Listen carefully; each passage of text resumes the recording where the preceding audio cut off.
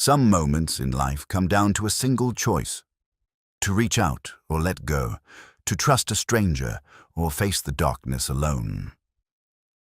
In the winter of 1882, Sarah Cole was dying on a frozen mountain trail in Wyoming when a quiet mountain man named Jacob Stern found her in the blizzard. He reached out his hand and said 5 simple words: "Take my hand. Trust me." She was a widow running from grief.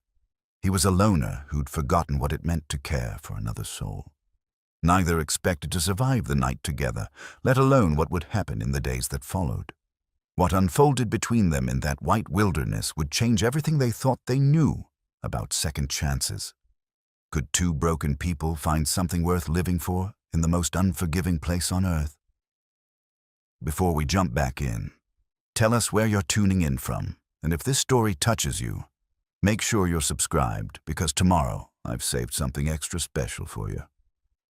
3 months earlier, Sarah Cole had stood in the doorway of her Kansas farmhouse and watched them lower her husband into the ground. Thomas had been 34 years old, strong as an ox until the fever took him. It came on sudden. One day he was plowing the north field. 3 days later he was gone. The doctor said it was his lungs, an infection that spread too fast for medicine to catch. Sarah had sat beside his bed those final hours, holding his hand while he struggled to breathe, watching the man she'd loved since she was 17 fade like morning mist. The funeral had been well attended. Thomas Cole was respected in their community, known for his honest dealings and generous heart. Neighbors brought food, offered condolences, promised to help with the farm. But as the weeks passed and the casseroles stopped coming, Sarah found herself alone in a house that echoed with memories. Every room held some piece of their life together. The chair where Thomas read his newspaper each evening. The kitchen table where they'd planned their future over breakfast. The bedroom where they'd dreamed of filling the house with children, a dream that never came to pass. She'd tried to keep the farm running. God knows she tried. But working the land alone proved impossible for a woman who'd spent her days tending the house and garden while Thomas handled the heavier labor. The wheat Thomas had planted before his death came up thin and patchy. The livestock needed care she couldn't provide. Bills accumulated faster than she could manage them. By October, she knew the truth. She couldn't stay. Sarah had always been a practical woman, educated beyond what was typical for farm wives. Her father had been a school teacher before moving west, and he'd insisted his daughter learn to read and write with skill. She'd kept journals since childhood, filled pages with observations and small sketches of the world around her. Thomas had loved that about her. Her quiet intelligence, the way she saw beauty in ordinary things. He used to say she made their simple life feel rich. But after his death, she'd stopped writing. The journals sat untouched in a trunk. What was there to say? That she woke each morning wishing she hadn't. That the silence in the house pressed down like a physical weight. That she'd failed at the one thing she thought she could do, keep their life going without him. In November, she'd sold the farm, not for what it was worth, but for what she could get quickly. She'd packed a single trunk with her most essential belongings, purchased a sturdy horse and basic supplies, and pointed herself west. People asked where she was headed. She told them Colorado, maybe Oregon. The truth was, she had no destination in mind. She was simply leaving, putting distance between herself and the grave that held her past. The journey had been harder than she'd anticipated. Sarah had never traveled alone, never camped under open sky, never navigated by nothing but a rough map and the advice of strangers. But she'd pressed on, driven by the need to be anywhere but Kansas. She'd crossed into Wyoming territory in early December, following a trail that miners and trappers used to reach the mountain settlements. That's where her judgment had failed her. An old-timer at a trading post had warned her about winter travel through the high passes. "You don't want to be up there come mid-December," he'd said, tobacco-stained teeth showing through his beard. "Weather turns mean without warning. Folks get caught up there, they don't come back down." She'd thanked him for his concern and left the next morning anyway. She was tired of being warned, tired of being told what she couldn't do. Besides, it was only the 10th of December. She had time. She didn't have time. The blizzard hit on her second day in the mountains. One moment the sky was clear, the next it was white fury. The temperature dropped so fast she could feel her face numbing even through her scarf. Her horse, a reliable mare she'd named Penny, had panicked when the wind picked up. Sarah had dismounted to calm her, and in that moment of distraction, Penny had torn free and bolted back down the trail, taking most of Sarah's supplies with her. Sarah had called after the horse until her voice gave out, but Penny was gone. And suddenly Sarah was alone on a mountain trail with a bedroll, a small pack of food, and a storm that showed no signs of stopping. She'd tried to walk, but the snow was already knee-deep and rising. The wind cut through her layers like they were paper. Her hands went numb first, then her feet. She'd kept moving because stopping meant dying, but eventually her body simply refused to go further. She'd collapsed against a boulder, pulled her coat tight, and felt the cold begin to win. Her thoughts had grown fuzzy. She'd thought of Thomas, wondered if she'd see him soon. Part of her welcomed it, the idea of rest, of not having to carry the weight of grief anymore. That's when she'd seen him. At first, she'd thought he was a vision, some trick of the dying mind. A figure moving through the white curtain of snow, tall and solid where everything else was chaos. He'd approached slowly, cautiously, and when he got close enough, she'd seen his face, weathered and bearded, with eyes that seemed to assess everything in a single glance. He'd knelt beside her, those eyes taking in her condition with practiced efficiency. Frostbite on her fingers, hypothermia setting in, but still conscious. Still salvageable. "Can you stand?"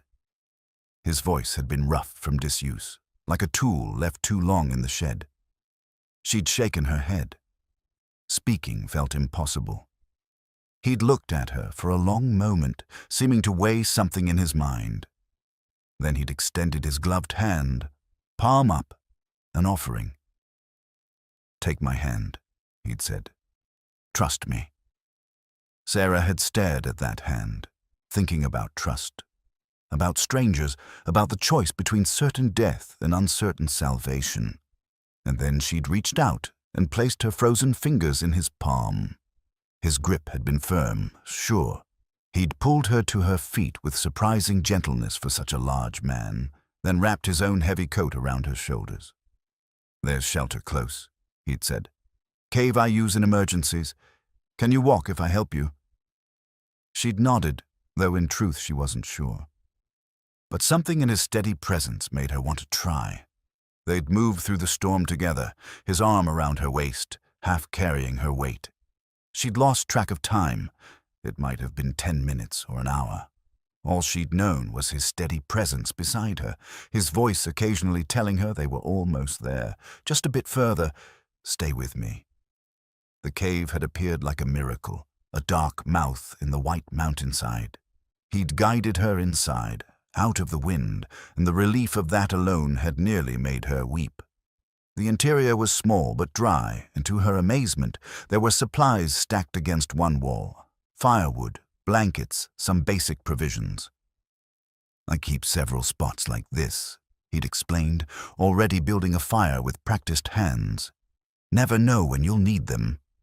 Within minutes, he'd had a fire crackling, its warmth spreading through the small space.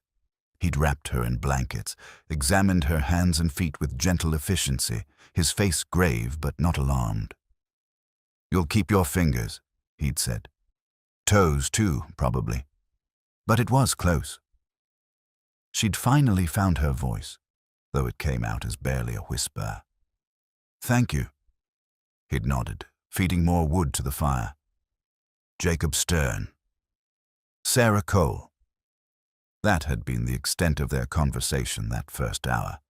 He'd tended to the practical matters of survival, melting snow for water, preparing a simple meal, making sure the fire stayed strong.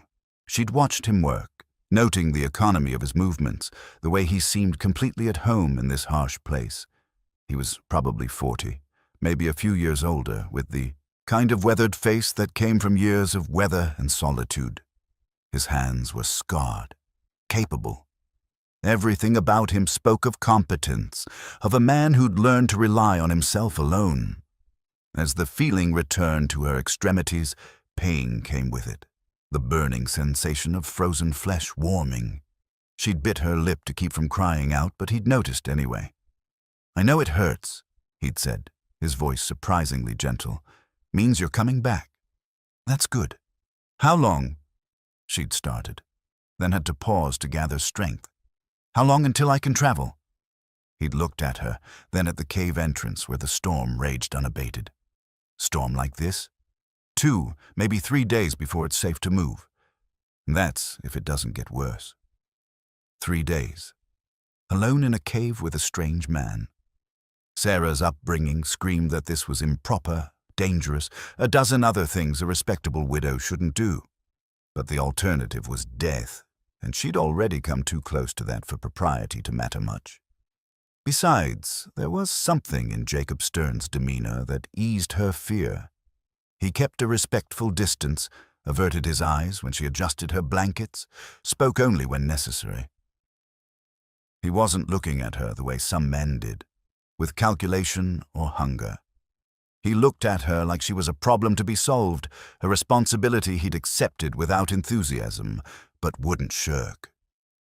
As the hours passed and exhaustion finally claimed her, Sarah's last conscious thought was that she'd taken the hand of a stranger in a blizzard, and against all reason, she was still alive. Sarah woke to the sound of wind howling outside the cave and the crackle of fire nearby. For a moment, she couldn't remember where she was. Then the events of the previous day came rushing back. The storm, the collapse, the stranger who'd saved her life. She opened her eyes to find Jacob sitting near the fire, whittling a piece of wood with a knife that caught the firelight. He noticed her stirring. "How do you feel?" She took inventory of her body. Everything ached, and her fingers and toes still burned with residual pain, but she was alive and warm. "Better," she said, and was surprised to find it was true. He nodded, setting aside his work. "You should eat something. Keep your strength up." He'd prepared a simple breakfast, some kind of jerky and hardtack softened in hot water. It wasn't much, but Sarah ate gratefully, realizing she couldn't remember her last proper meal. As she ate, she studied him more carefully in the morning light. His face was lined but not unkind, his movements economical and purposeful. He wore his solitude like a second coat. "The storm?" she asked between bites. "Still going. Might be another day, maybe 2. He poured her some of the heated water. "We've got enough supplies if we're careful." Sarah wrapped her hands around the warm tin cup, feeling the heat seep into her palms. She noticed something then, a glint of metal at her finger. Her wedding ring, the simple gold band Thomas had placed there 9 years ago. She turned it absently, a habit she'd developed since his death. "You're married," Jacob observed, though it wasn't quite a question. "Was," Sarah corrected softly. "Widowed. 3 months now." He didn't offer the usual condolences people gave, the meaningless words about time healing and God's plan. He simply nodded, as if he understood that some losses didn't need commentary. The silence stretched between them, not uncomfortable but heavy with unspoken things. Sarah found herself wanting to fill it, to explain why a widow was alone on a mountain trail in December. "I was running," she said finally. "From Kansas. From the farm Thomas and I built together. From the life we had." She stared into her cup. "I couldn't stay in that house anymore. Every room, every piece of furniture, it all reminded me of what I'd lost. So I sold everything and left." "Where were you heading?" "I don't know. West. Anywhere that wasn't there." She looked up at him. "That probably sounds foolish." "No," Jacob said quietly. "It sounds human." Something in his tone made her think he knew about running, about leaving things behind. But before she could ask, he stood and moved to check their supplies. As the day wore on, Sarah became more aware of their situation. The cave was perhaps 15 feet deep and 10 feet wide, with a ceiling high enough to stand in most places. Jacob had clearly used it before.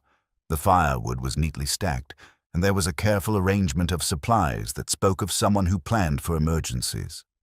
She noticed he had a pack near his sleeping area, and when he opened it to retrieve more food, she caught a glimpse of something that didn't fit with the rest of his survival gear. It was a small wooden toy horse, carved with remarkable detail. The craftsmanship was beautiful. You could see the individual muscles in the horse's legs, the careful curve of its neck.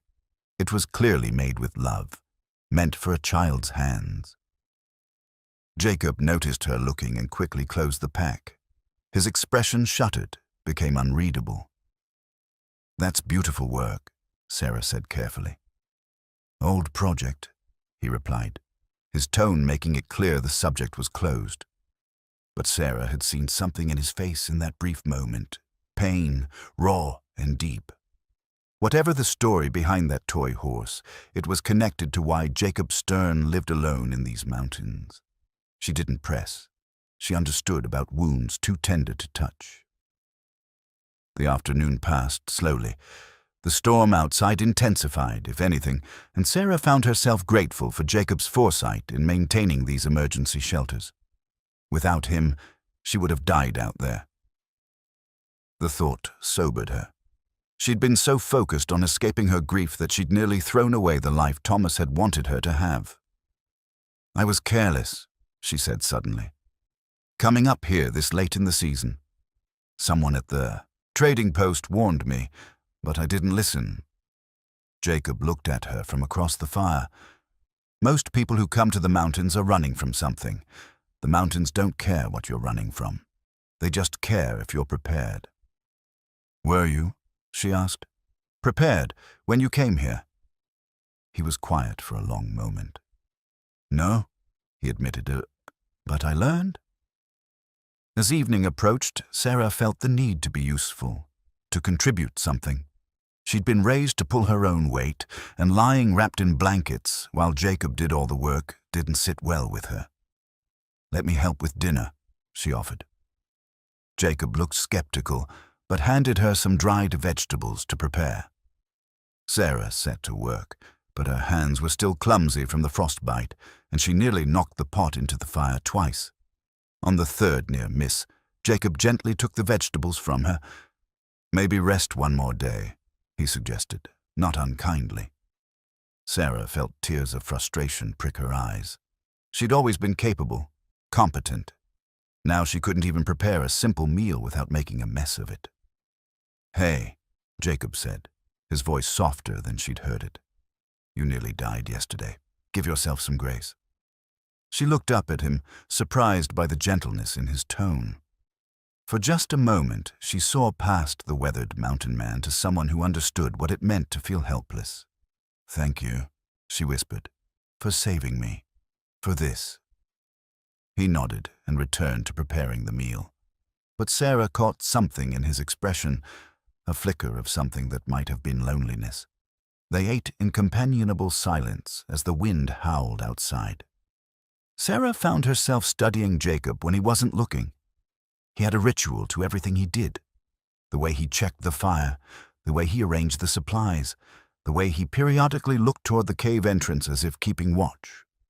These were the habits of a man who'd survived alone for a long time, who trusted nothing but his own vigilance. After dinner, Sarah pulled out her leather journal from her pack. The sight of it surprised her. She'd forgotten she'd even packed it. The journal had been her constant companion for years, filled with her thoughts and small sketches, but she hadn't opened it since Thomas's death. What was there to record? Days that all felt the same, grief that never changed, a future that held nothing but emptiness.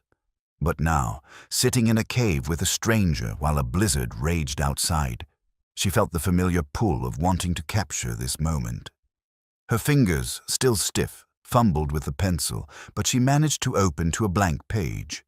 Jacob noticed. "You write?" "Used to," Sarah said. "And sketch?" "I haven't in months, though." "Why'd you stop?" The question was simple, but the answer was complicated. After Thomas died, everything felt flat, like the color had gone out of the world. I couldn't see the point of recording days that all looked the same. Jacob nodded slowly, as if he understood. "What changed?" Sarah looked around the cave, at the fire casting dancing shadows on the walls, at Jacob's weathered face in the flickering light, at the opening where snow blew in occasional gusts. "This," she said, "this is different. This feels real." Something shifted in Jacob's expression. He reached for his whittling, the piece of wood he'd been working on that morning. "Then you should write it down." So she did.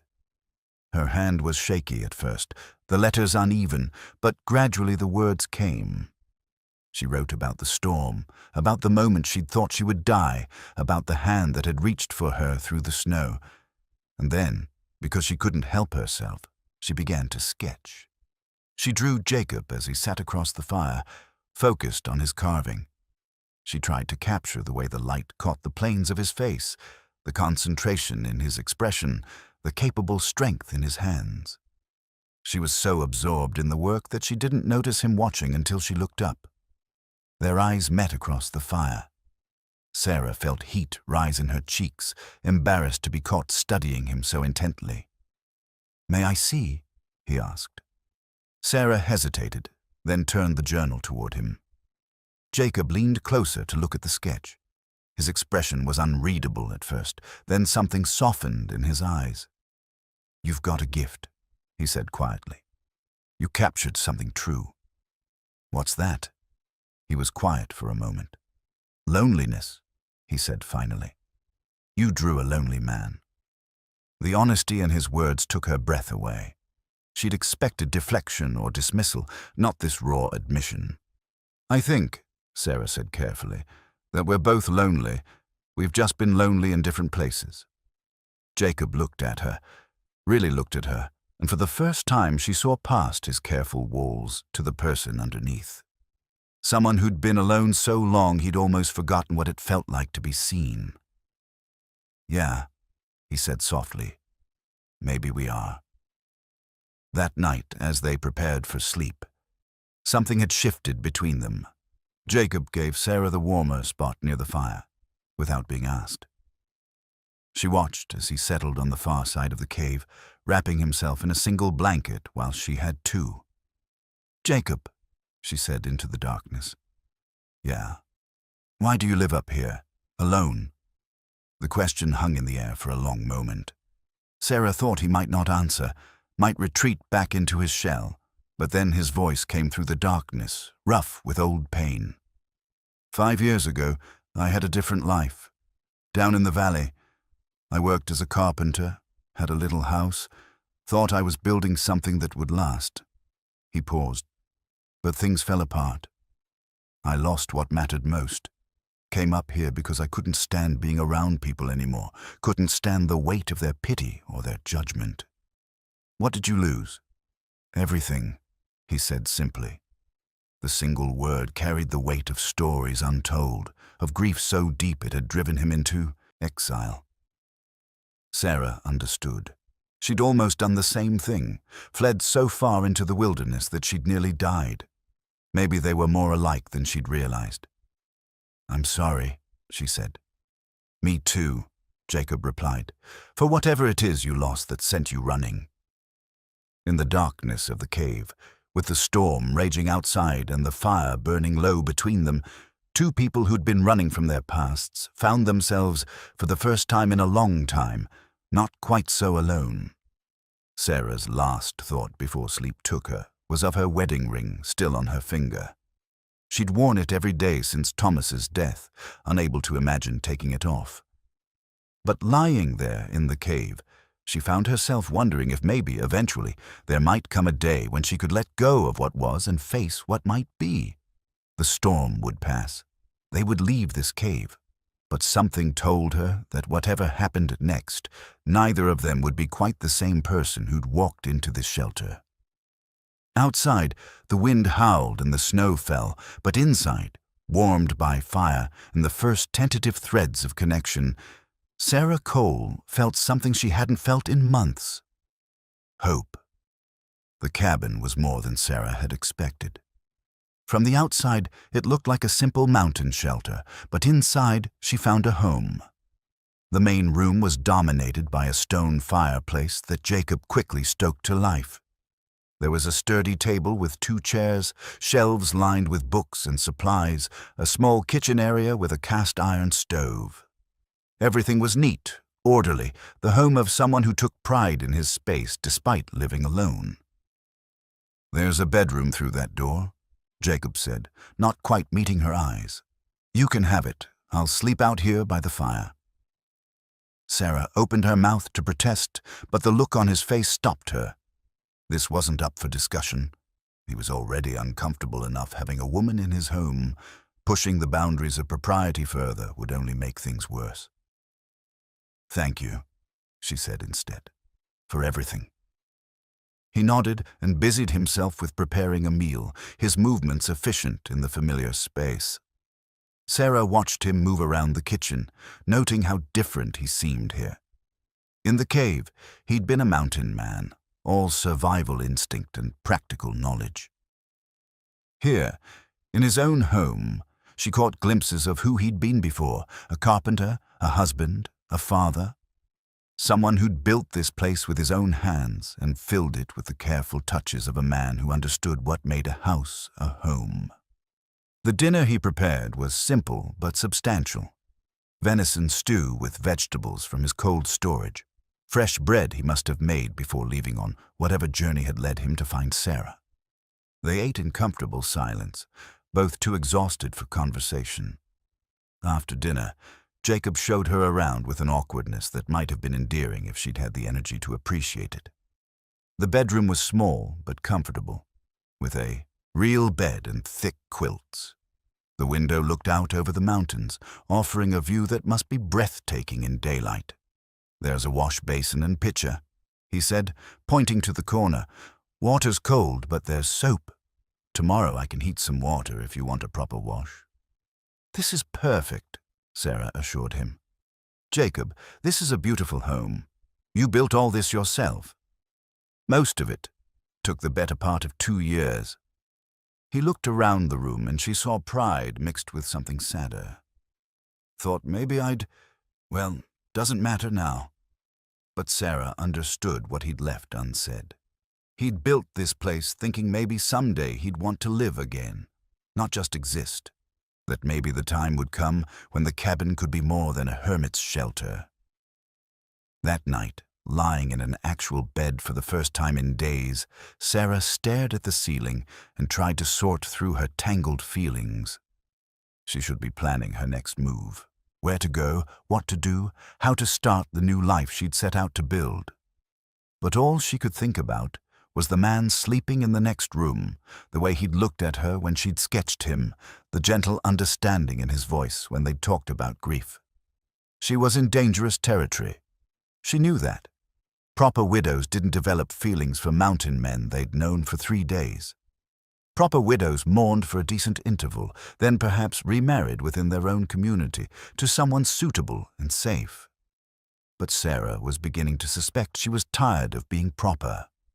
Morning brought bright sunshine and the kind of cold that made the inside of her nose freeze with each breath. She woke to the smell of coffee and found Jacob already up, working on some kind of repair to his door hinge. "Morning," he said, straightening up. "Sleep well?" "Better than I have in months." She accepted the cup of coffee he offered. "What needs fixing?" "Hinge was loose. Neglected it before I left." He went back to his work, and Sarah realized this was his way, finding small tasks to keep his hands busy when emotions ran too close to the surface. "How long were you gone before you found me?" "Just 3 days. Had some traps to check up in the high country." He set down his tools. "If I'd been a day later, But you weren't, Sarah said firmly. You found me exactly when you needed to. Over the next few days, they fell into an unexpected rhythm. Jacob went about his daily work, checking traps, chopping firewood, maintaining his equipment. Sarah helped where she could, learning quickly that life in the mountains meant constant preparation, constant work. Nothing came easy, but there was satisfaction in the labor. She also explored the cabin more thoroughly and discovered things that told her about the man Jacob had been. Books on carpentry and forestry, but also poetry and philosophy. A half-finished rocking chair in the workshop that must have been meant for someone specific. And tucked away in a drawer, carefully wrapped in cloth, a tintype photograph. Sarah knew she shouldn't look, but she couldn't help herself.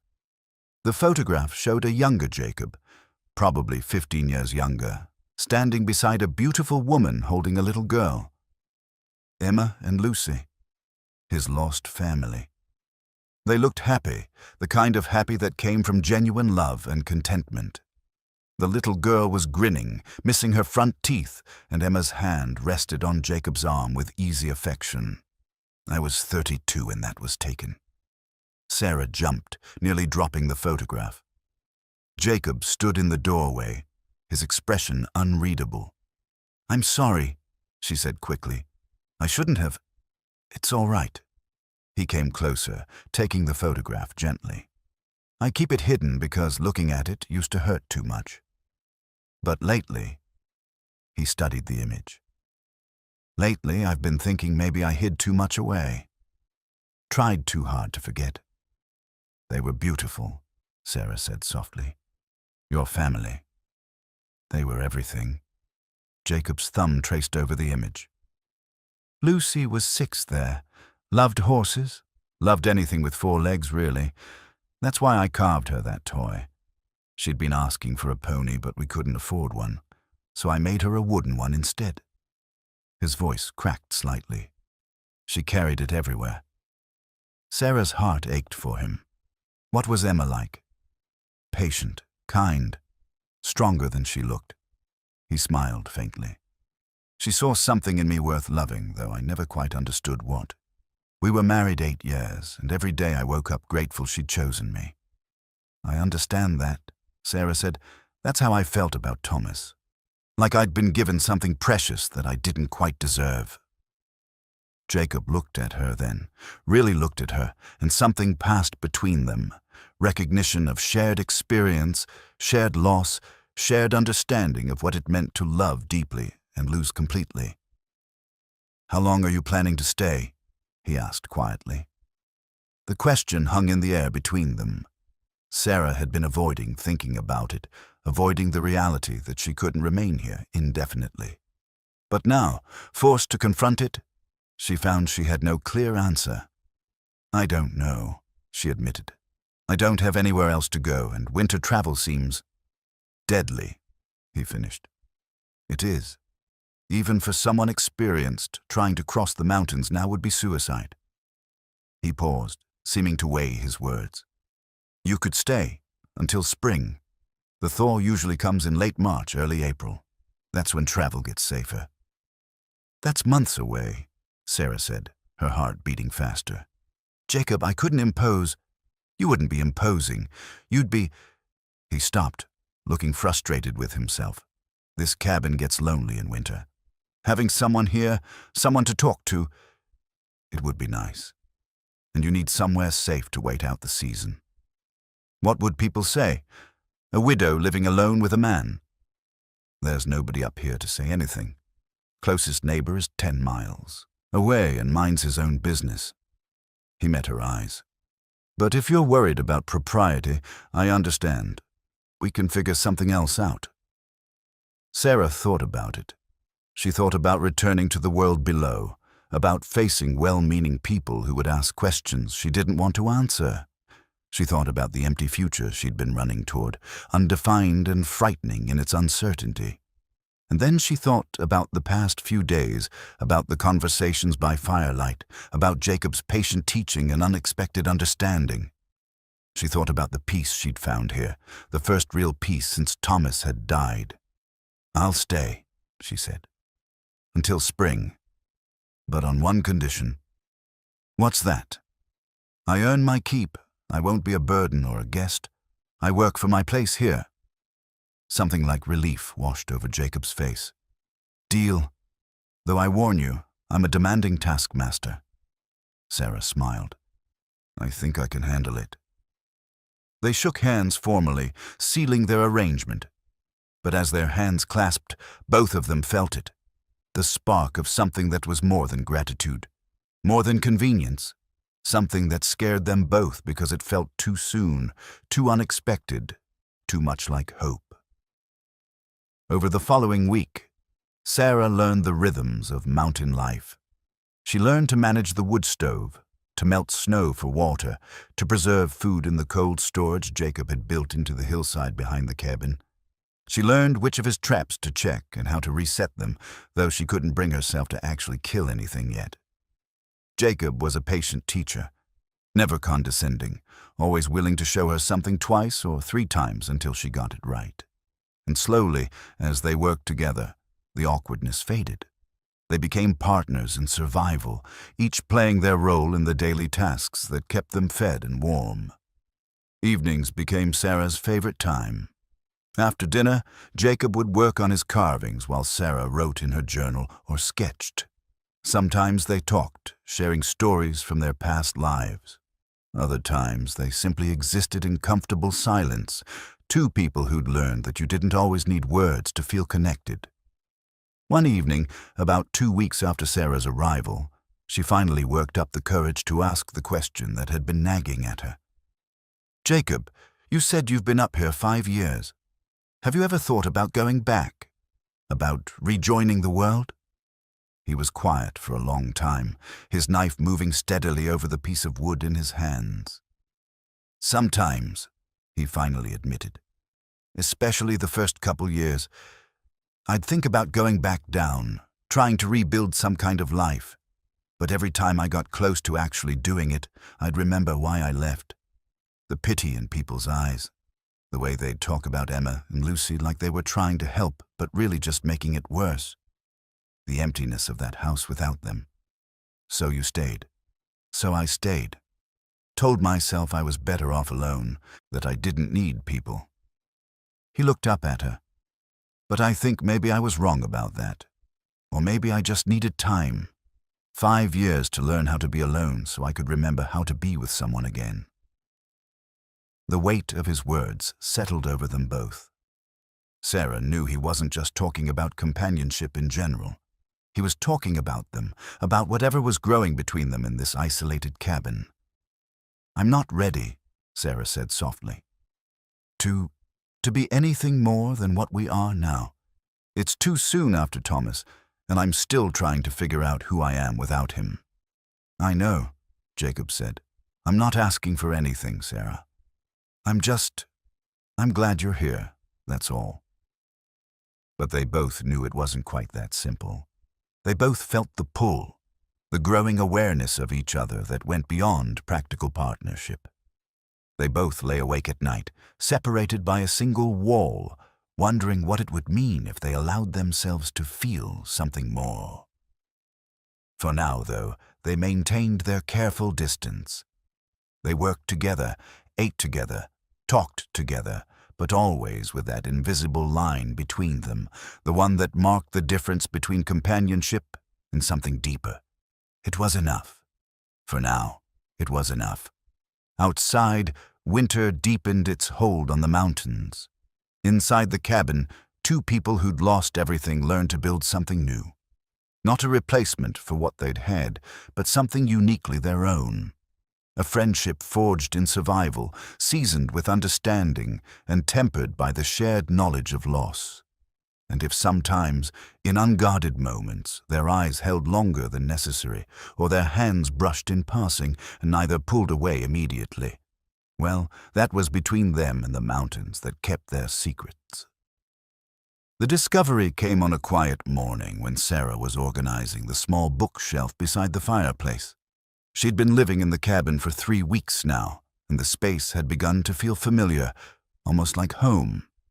She was dusting the books when a worn Bible slipped from the shelf and fell open on the floor. A photograph fluttered out, landing face up on the wooden planks. Sarah picked it up, intending to simply tuck it back in the Bible, but the image stopped her cold. It was a formal portrait, the kind families had taken in town studios. Jacob stood tall and proud, his arm around a beautiful dark-haired woman, Emma. And in front of them, grinning with pure childhood joy, was a little girl in a white dress. Lucy. The photograph was more detailed than the tintype she'd seen before. She could see Emma's gentle eyes, the laugh lines around Jacob's mouth that were gone now, replaced by the weathered grooves of someone who'd forgotten how to smile. And Lucy, she could see so much of Jacob in that little face, the same determined chin, the same direct gaze. Sarah's hands trembled as she held it. This wasn't just a photograph. This was everything Jacob had lost, everything that had driven him into these mountains to live alone for 5 years. This was the weight he carried every day, hidden behind his steady demeanor and practical ways. She heard the door open and quickly tried to put the photograph back, but it was too late.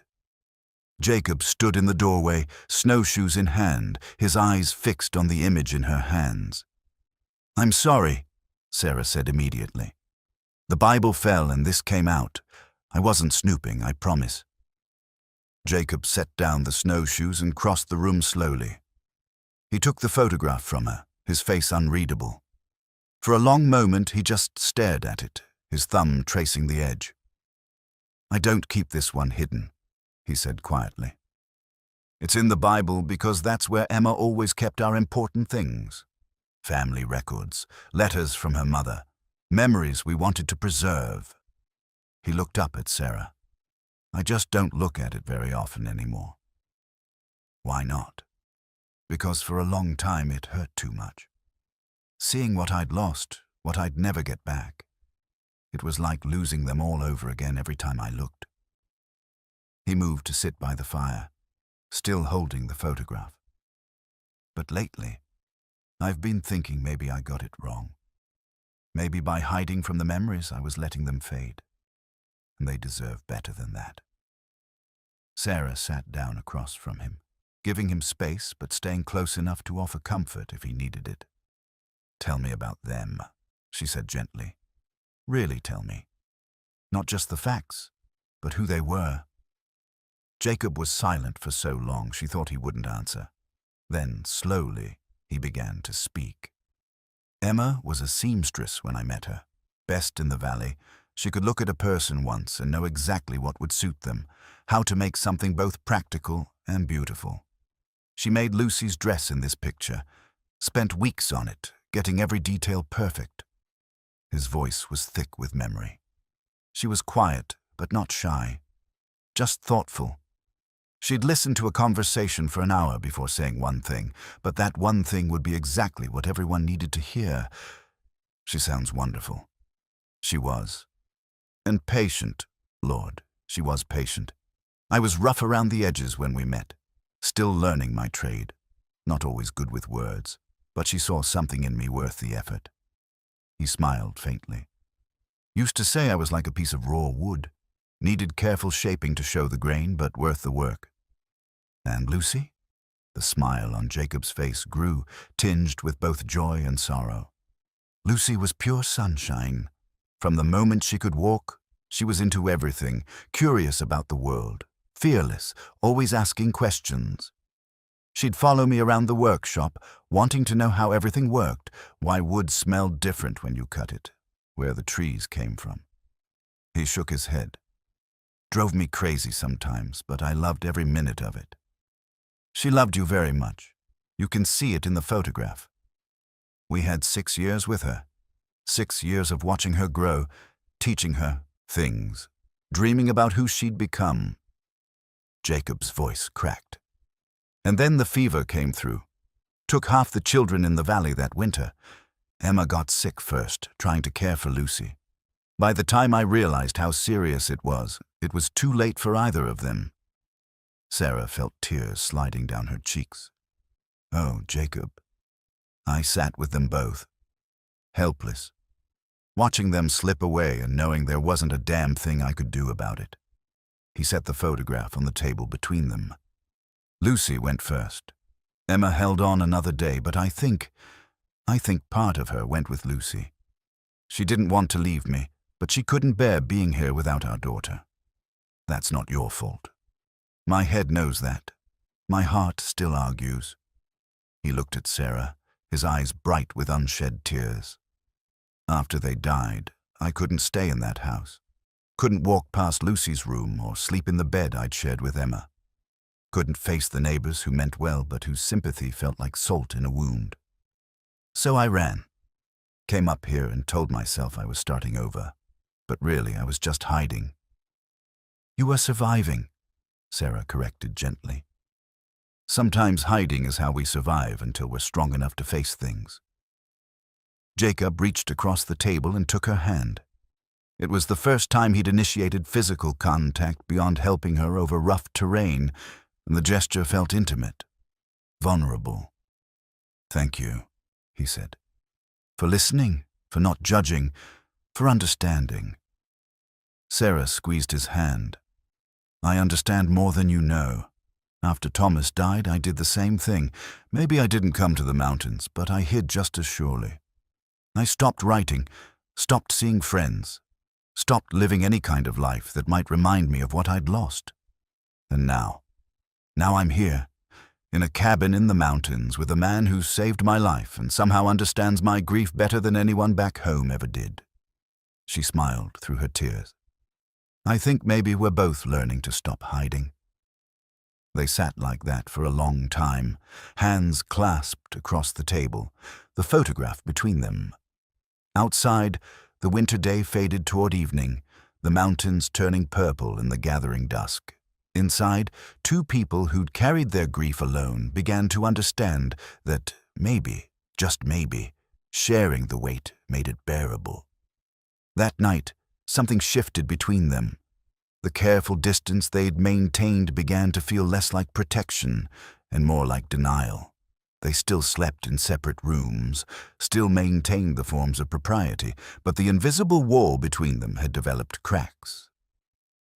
Sarah lay in bed, staring at the ceiling, thinking about Jacob in the next room. Thinking about Emma and Lucy, about Thomas, about the loves they'd lost and the futures that had died with them. But she also thought about the hand that had reached for her in the blizzard, about the man who'd shared his shelter and his grief, about the possibility that maybe loss didn't have to be the end of the story. In the other room, Jacob held the photograph he'd looked at for the first time in months. He traced Emma's face, Lucy's smile, remembering the love he'd shared with them. And then he thought about Sarah, her courage, her kindness, her understanding. He thought about how the cabin felt different with her in it, how he'd started looking forward to evenings by the fire, how her laughter had brought sound back to a space that had been silent too long. He wasn't ready to let go of Emma and Lucy. He'd never be ready for that, and he didn't have to be. But maybe, just maybe, he could honor their memory while also allowing himself to live again. To feel again, to open his heart to the possibility that love could exist more than once in a lifetime. The mountains stood eternal around the cabin, holding their secrets, witnessing the slow thaw happening inside. Not the thaw of ice and snow. That would come with spring. This was a different kind of thaw, the kind that happened in hearts that had been frozen too long. And sometimes, in the quiet hours of night, both Sarah and Jacob wondered the same thing. What would it mean to take a chance on hope again? And more frighteningly, what would it mean if they didn't? The morning started like any other. Sarah was preparing breakfast while Jacob split firewood outside. The rhythmic crack of the axe, a familiar sound that had become the soundtrack to her mountain life. 6 weeks had passed since the blizzard, and they'd settled into a comfortable partnership that felt both natural and tentative, like something fragile they were both afraid to examine too closely. Then she heard it, a sound that didn't belong. The whinny of a horse, distant but clear in the cold mountain air. Sarah moved to the window and saw Jacob standing motionless, axe forgotten in his hands, staring toward the tree line. A rider emerged from the forest, moving slowly through the deep snow. As he got closer, Sarah could make out more details: a heavy coat, a hat pulled low, and something that glinted on his chest. A badge. Jacob's entire body language changed. The relaxed posture she'd grown accustomed to disappeared, replaced by a coiled tension that reminded her of a wolf sensing danger. He set down the axe carefully and moved toward the cabin, his eyes never leaving the approaching rider. "Sarah," he said as he entered, his voice tight. "I need you to go into the bedroom and stay there. Don't come out until I tell you." "What's wrong? Who is that?" "Please, just trust me." There was urgency in his voice, almost fear, and it frightened her more than anything else could have. Sarah retreated to the bedroom but left the door cracked open enough to hear. She heard the cabin door open, heard Jacob's voice, carefully neutral. "Marshall." "Jacob Stern." The stranger's voice was gravelly. "Tired. Been a long time." "Not long enough, Wells." There was the sound of boots on the wooden floor, the creak of a chair. Sarah's heart pounded. A marshal. Jacob was wanted by a marshal. The implications crashed over her like a wave. "Mind if I sit? Been riding since dawn, and I'm not as young as I used to be." "Help yourself." Jacob's tone was wary. "Though I'm surprised you found this place. Took me 8 months. You picked a good spot to disappear, I'll give you that." A pause. "I'm not here to cause trouble, Jacob. But we need to talk.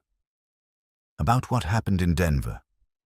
"About what happened in Denver," Marshal Wells confirmed.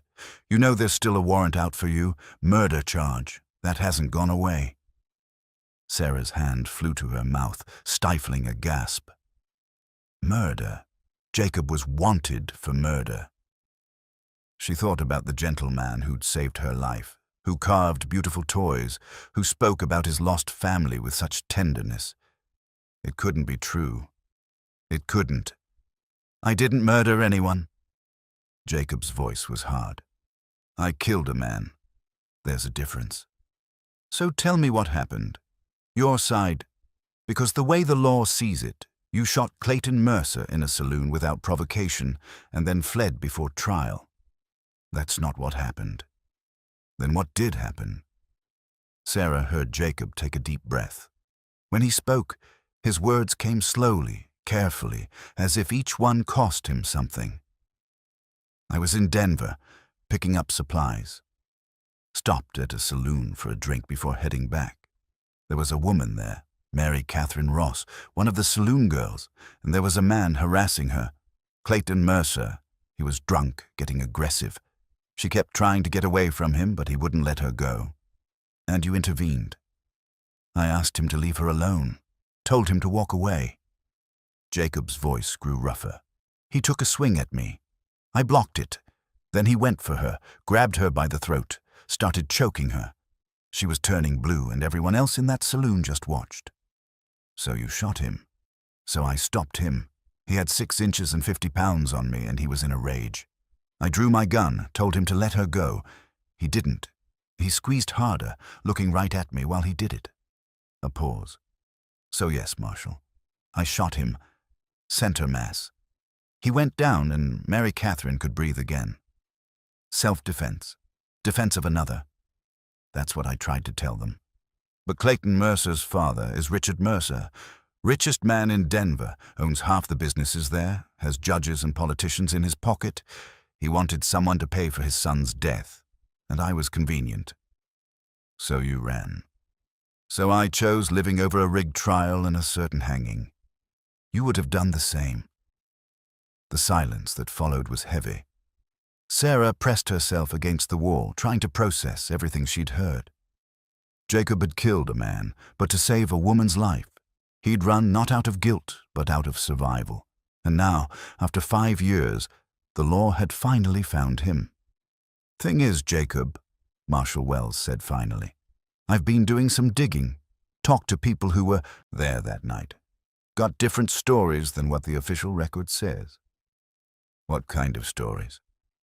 Stories about how Clayton Mercer had a history of violence against women, how he'd put 2 other saloon girls in the hospital before that night, how witnesses saw him attack that woman, saw you try to talk him down before drawing your weapon. Another pause. Stories about how some of those witnesses changed their testimony after Richard Mercer paid them a visit. Hope flickered in Sarah's chest.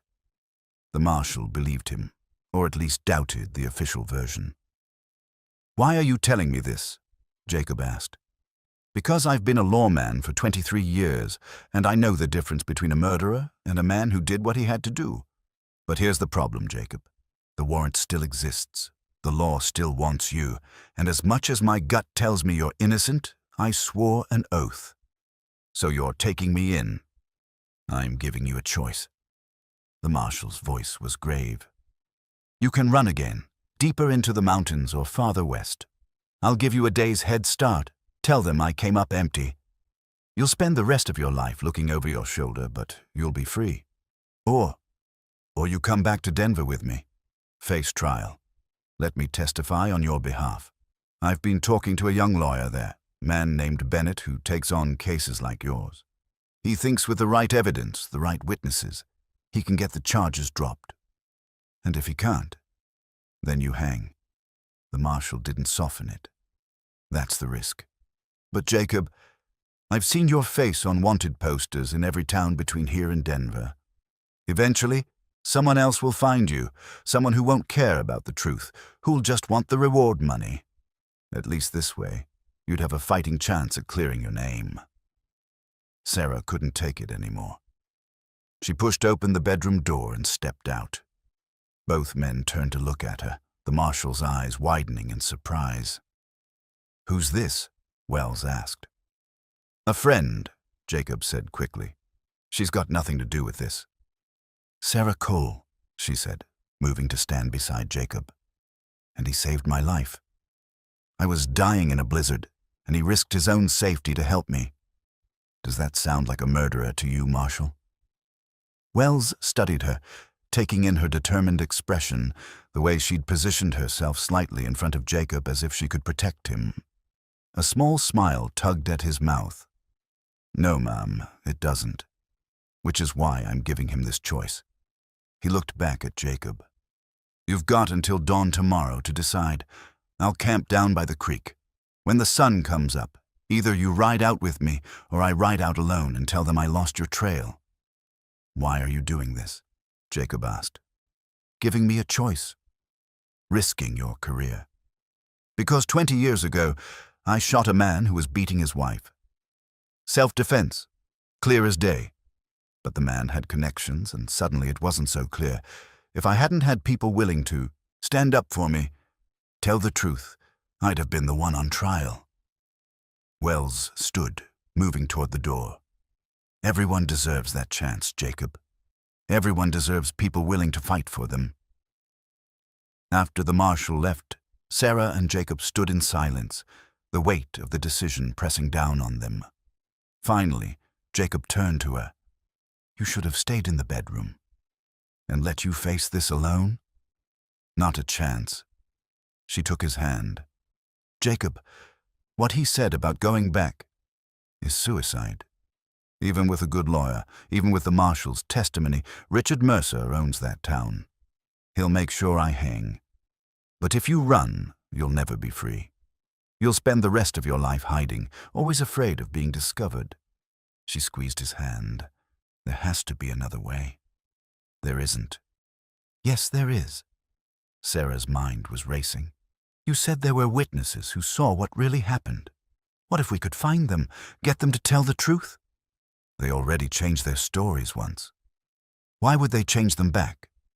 "Because I can help." Sarah moved to face him directly. "Jacob, I'm educated. I know how to write, how to argue a point, how to make people see reason. And I'm a widow, which gives me respectability. If I were there, if I stood beside you, testified on your behalf, wrote letters to newspapers, rallied public support, it might make a difference. Sarah, you can't throw your life away for me. I'm not throwing it away. I'm choosing to fight for someone who deserves justice. Someone who saved my life, who gave me shelter, who helped me remember how to be human again. Her voice broke. I can't lose you, Jacob. Not now, not when I've just found... She stopped, unable to finish the sentence, but they both knew what she'd almost said. Not when I've just found something worth living for. Jacob pulled her close, holding her tight. You know what you're asking. If we do this, if we go back to Denver together, there's no guarantee it'll work, and if it doesn't, then at least we tried.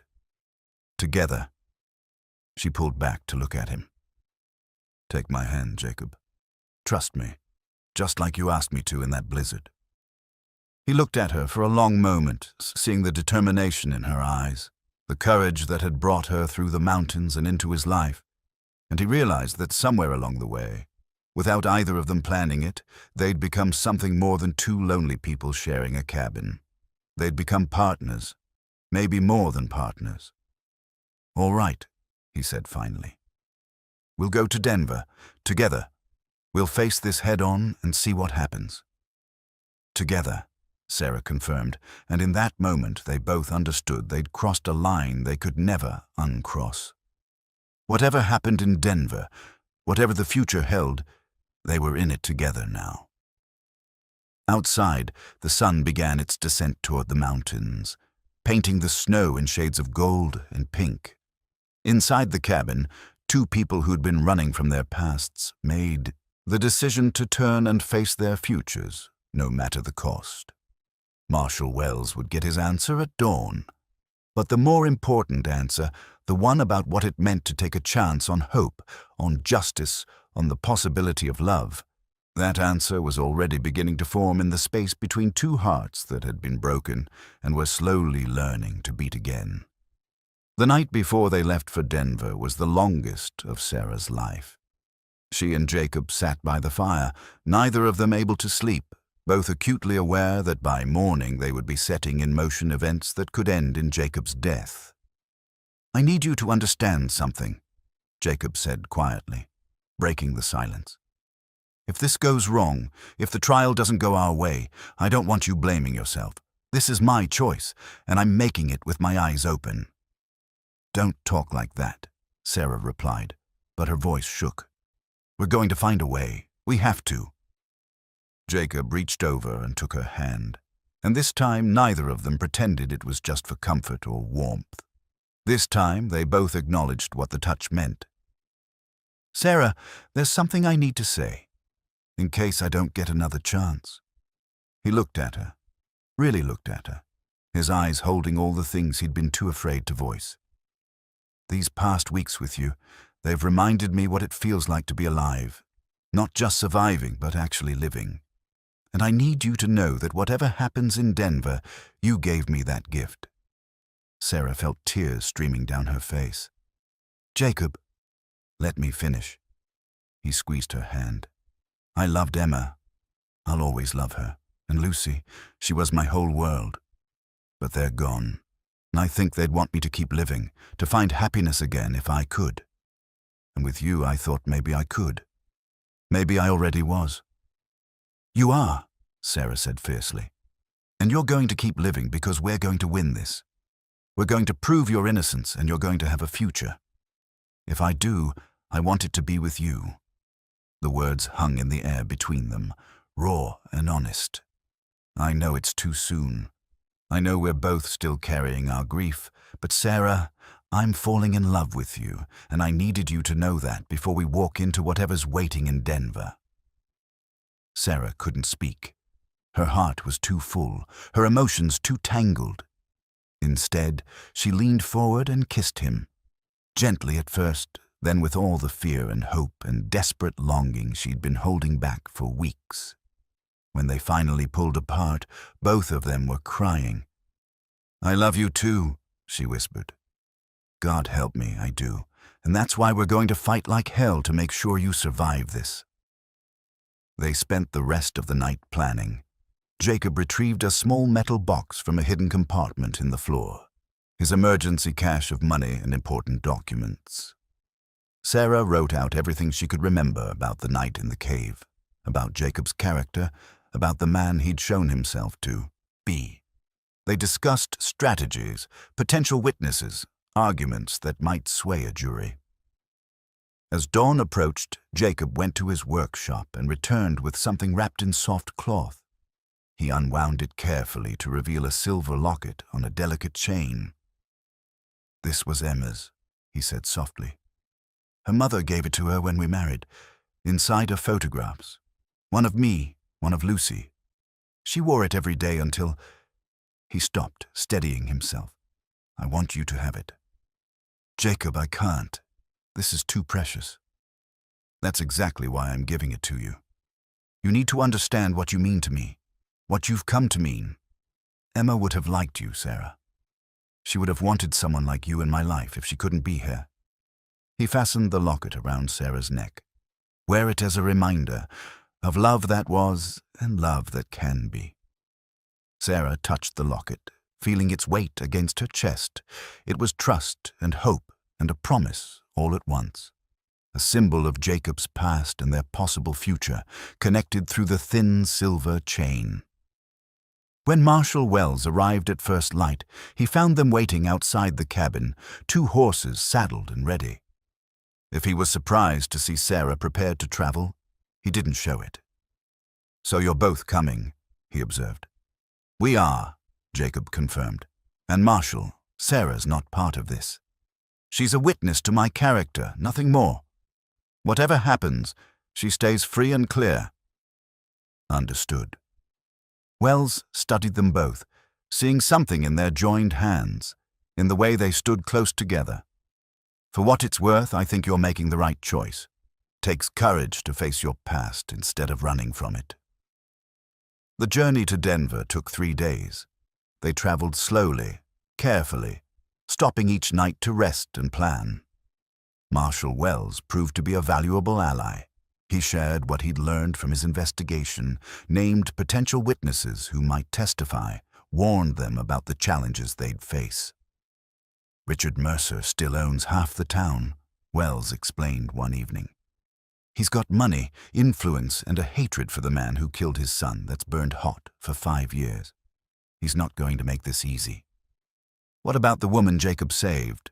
Sarah asked. "Mary Catherine Ross. Where is she now?" "Still in Denver, working at a different saloon. I talked to her briefly. She's scared, doesn't want to testify. Says Mercer threatened her after Jacob fled. Told her if she ever spoke about what really happened, she'd regret it." "Then we need to convince her," Sarah said firmly. "We need to show her that speaking the truth is worth the risk." Wells looked at her with something like respect. "You've got fire in you, Mrs. Cole. Jacob's lucky to have you fighting for him." "He'd do the same for me," Sarah replied, and Jacob squeezed her hand in silent agreement. As they got closer to Denver, Jacob grew quieter, more withdrawn. Sarah understood. He was preparing himself for what might come, steeling himself for the possibility of failure. She wanted to comfort him, but didn't know how. How do you comfort someone facing their own potential execution? On the final night before reaching Denver, they camped in a small clearing.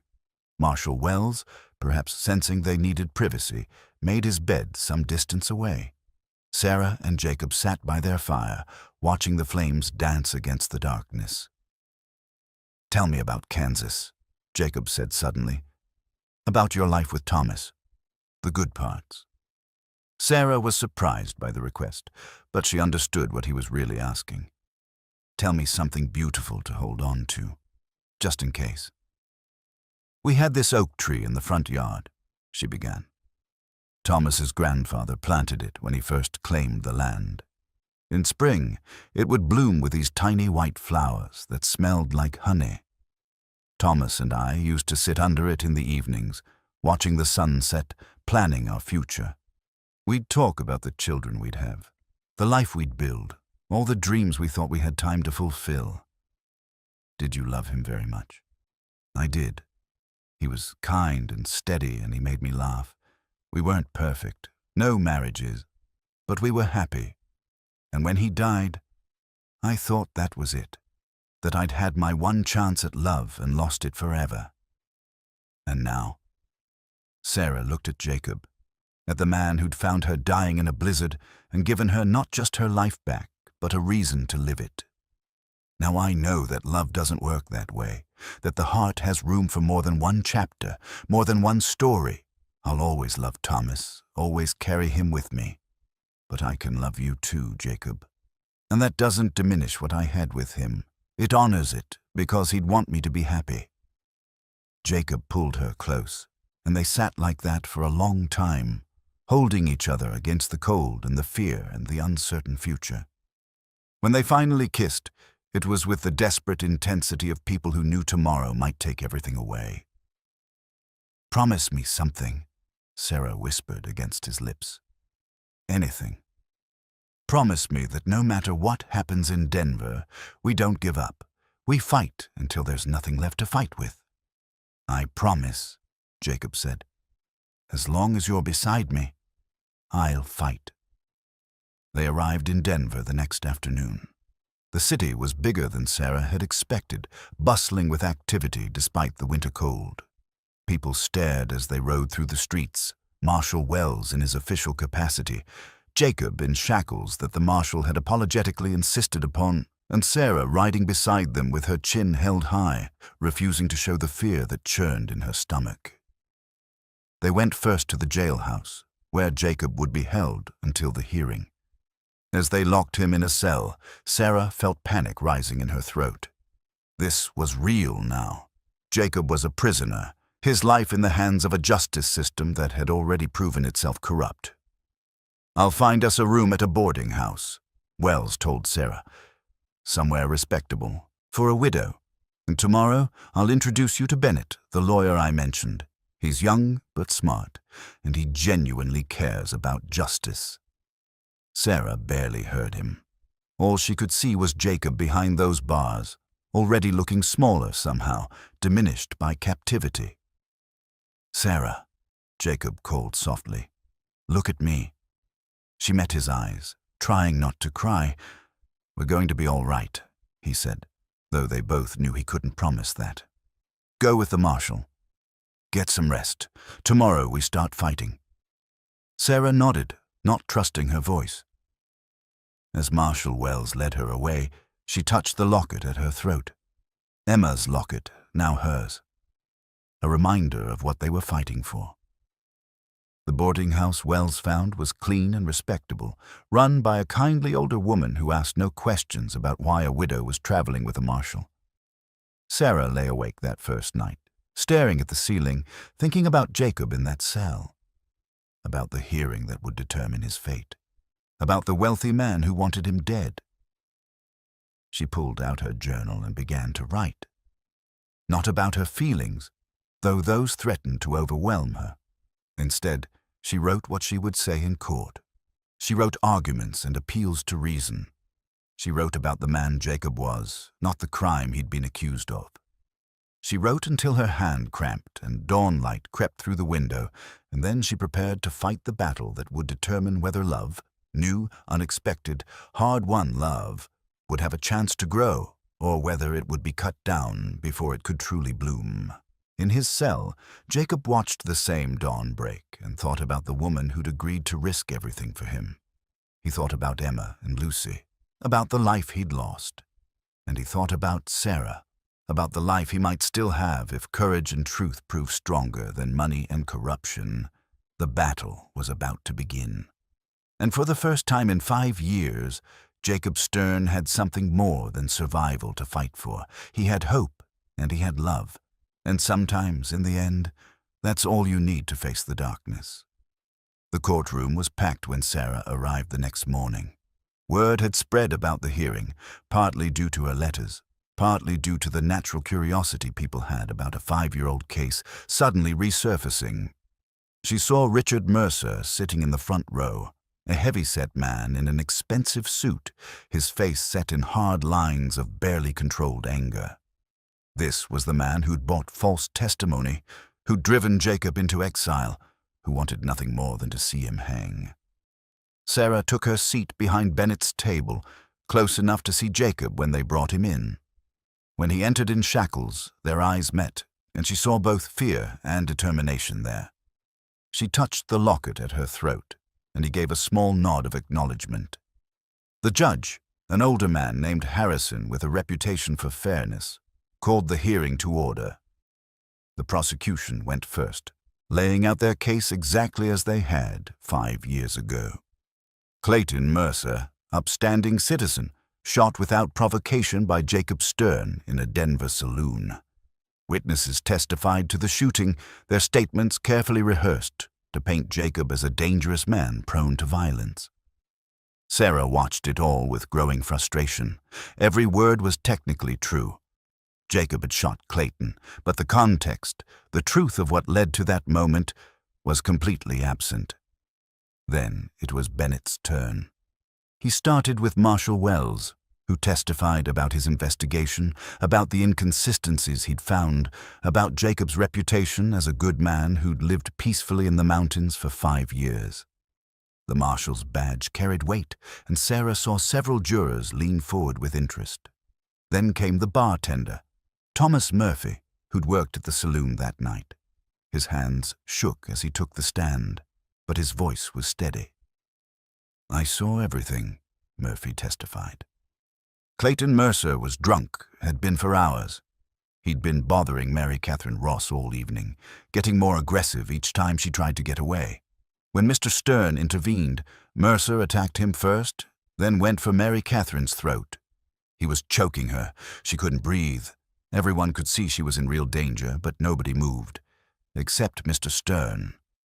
"And what did Mr. Stern do?" Bennett asked. He drew his gun, told Mercer to let her go. Mercer just squeezed harder, like he wanted to prove he could kill her right there in front of everyone. So Mr. Stern fired. 1 shot, and Mercer went down. That woman lived because of what Mr. Stern did. "Mr. Murphy, why didn't you testify to this 5 years ago?" Murphy's face reddened with shame.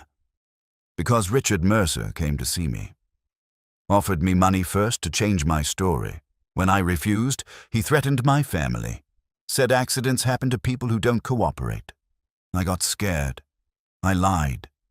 And I've regretted it every day since." The courtroom erupted in murmurs. Judge Harrison banged his gavel for order.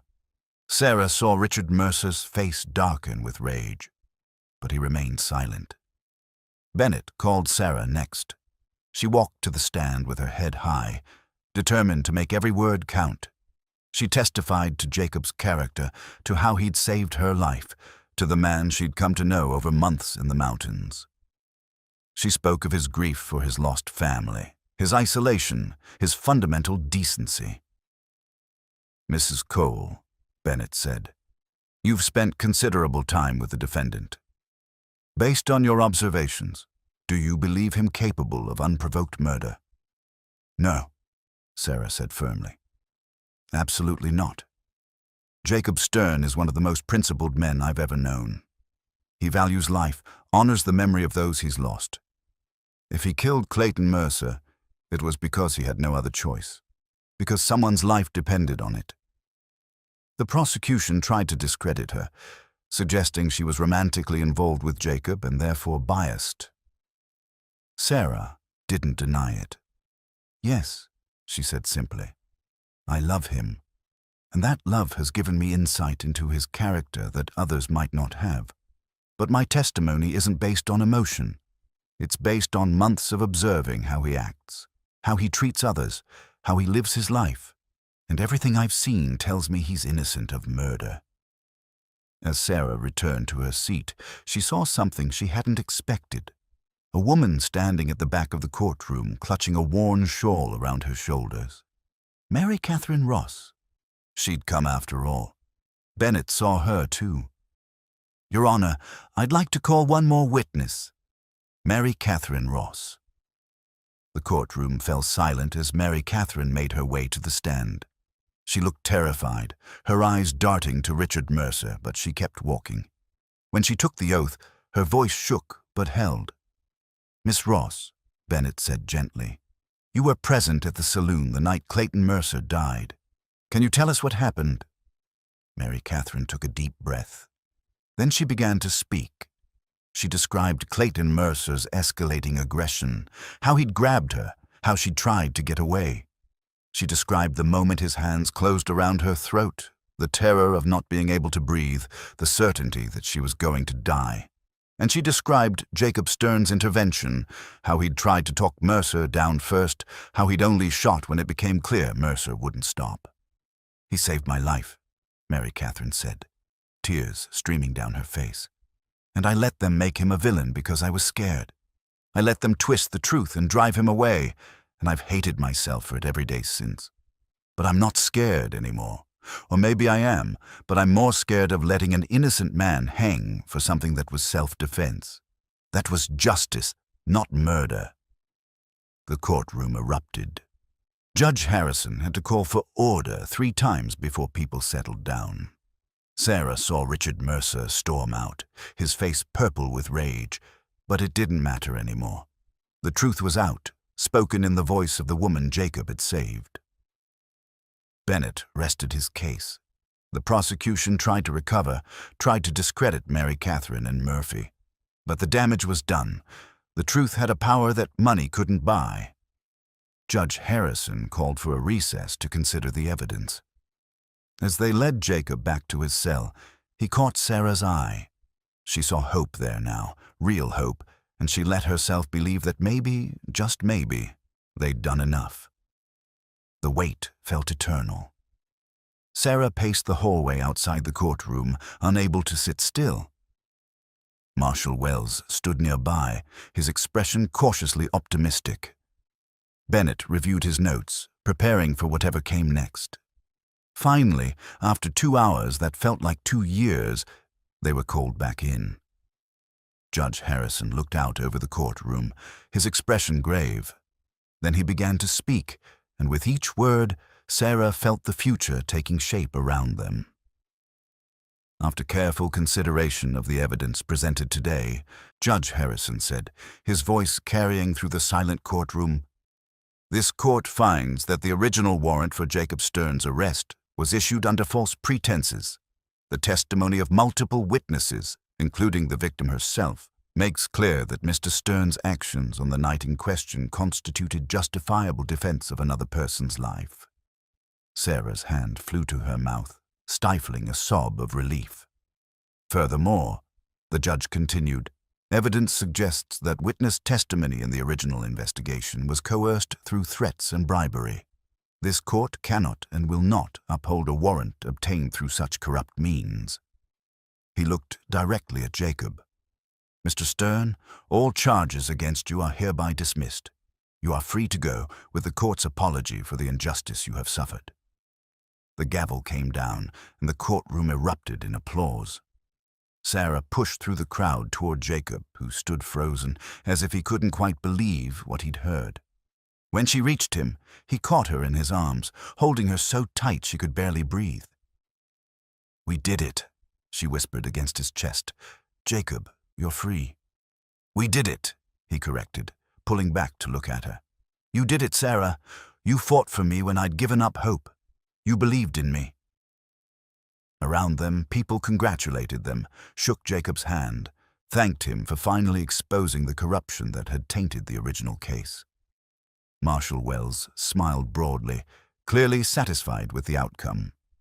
Bennett looked exhausted but triumphant, and Mary Catherine Ross, who'd found the courage to speak truth to power, hugged Sarah with tears of relief. "Thank you," Mary Catherine said, "for giving me the strength to do what I should have done 5 years ago." "You saved his life," Sarah replied. "Your testimony made the difference." The next week passed in a blur of paperwork and arrangements. Jacob's record was officially cleared, his name restored. The newspapers that had once called him a murderer now praised his courage. Richard Mercer, facing his own investigation for witness tampering, retreated from public view. But more important than any of that was what happened in the quiet moments between the official proceedings. Jacob and Sarah, finally free from the shadow of the warrant, had to figure out what came next. They stayed in Denver for 2 weeks, partly to finalize the legal matters, partly to give themselves time to adjust to this new reality. They walked through the city together, no longer fugitive and advocate, but simply two people exploring a future that had seemed impossible just days before. One evening, as they sat in a small restaurant sharing dinner, Jacob reached across the table and took Sarah's hand. "I've been thinking about what happens now," he said. "The cabin in the mountains. It's still there, still my home. But Sarah, I don't want to go back to being alone up there. I don't want that life anymore." "What do you want?" "I want you," he said simply. "I want to wake up every morning knowing you're there. I want to build a life with you, whatever that looks like. The mountains, the valley, even staying here in Denver if that's what you want. I don't care where we are as long as we're together." Sarah felt tears prick her eyes. "I want that too, more than anything." "Then marry me," Jacob said. "I know it's fast. I know people will talk, but I've already lost 5 years to fear and hiding. I don't want to lose another day pretending I don't love you with everything I have." Sarah didn't hesitate. "Yes," she said. "Yes, I'll marry you." They were married a week later in a small church, with Marshall Wells and his sister as witnesses and Mary Catherine Ross in attendance.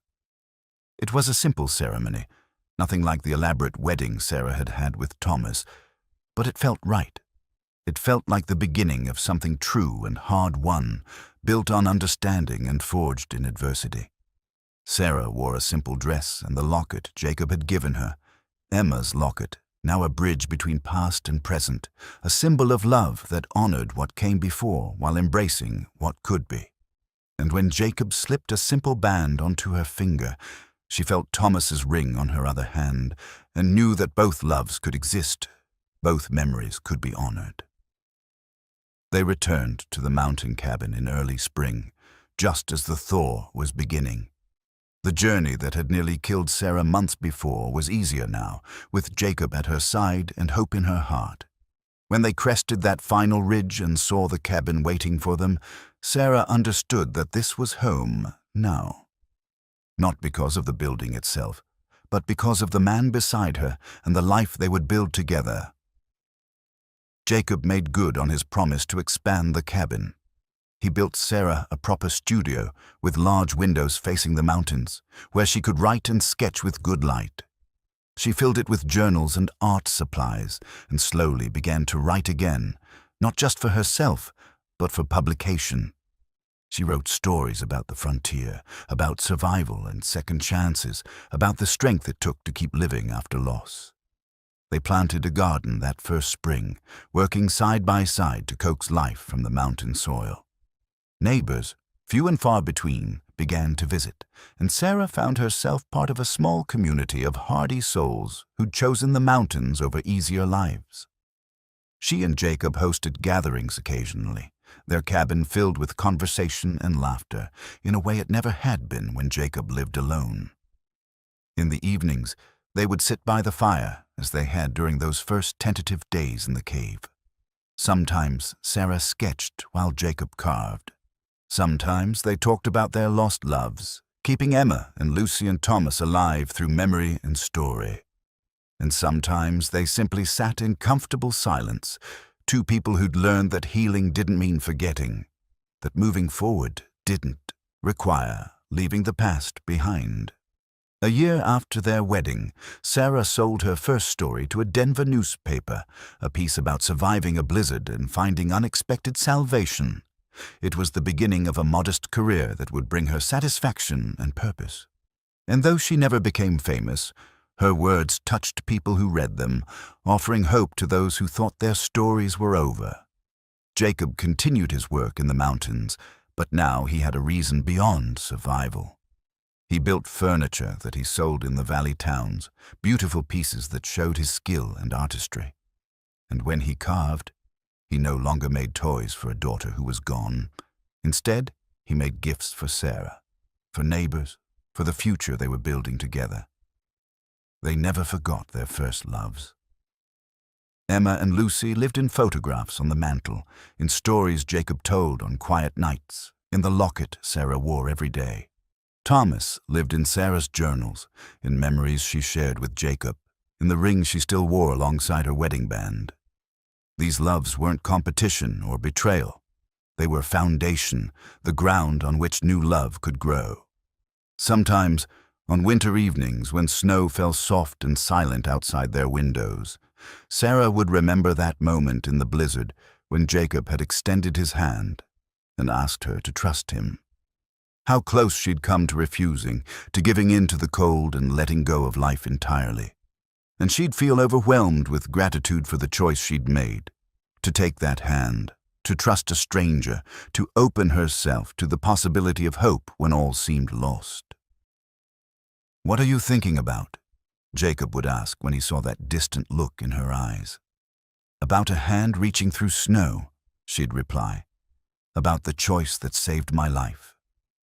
And Jacob would pull her close, understanding what she meant, because he'd made the same choice.